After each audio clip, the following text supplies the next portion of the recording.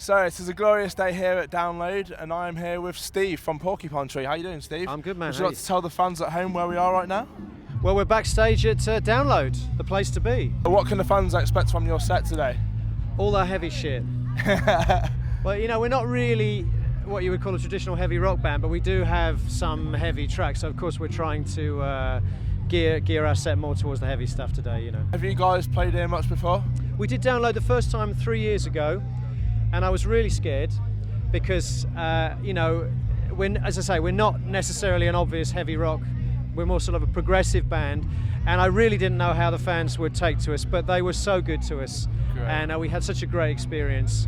And I have to tell you, it's not always like that. Yeah. In Europe, we've had some rough times. How would you compare the fans here in the UK to the rest of the world? Well, they seem much more open-minded in the UK. Certain countries in Europe seem to be very, you know, they just come to see the headlining band, you know, and it's kind of depressing to be on the bill. You feel like cannon fodder, you know, like. Yeah.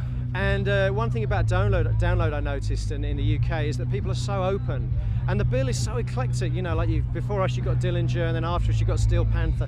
It's just like a crazy, you know, sequence of bands, and probably the fans will be into all of it. You know, so that's fantastic. Have you guys got any plans to bring out a new record soon? Well, we will do, obviously, but I mean, we're just coming to the end now of the cycle for the current record, The Incident, which came out in October or September. So we're kind of, the festival season for us is kind of winding down that period of time.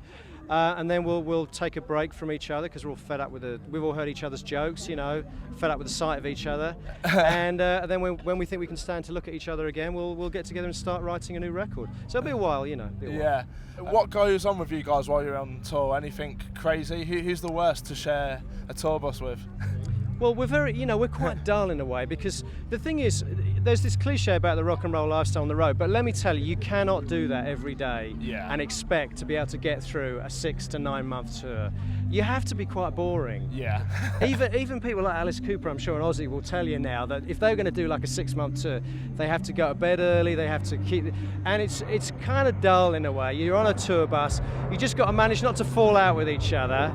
We do a lot of moaning. We do a lot of moaning about the state of the world and download culture and iPod, MP3s, and how the music industry, you know, what every band probably does now. Yeah. But we have one of our band members is a real marathon moaner. You can moan for hours. I'm not going to tell you who it is, but I'm sure you'll guess.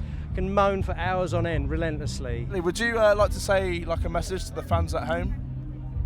Well, I mean, this has been an amazing album cycle for us. I don't know what's happened. We seem to have definitely moved up to another level here. Yeah. You know, and our music's not obviously commercial. It's not obviously generic. It's not metal. It's not progressive. It's kind of a bit of everything.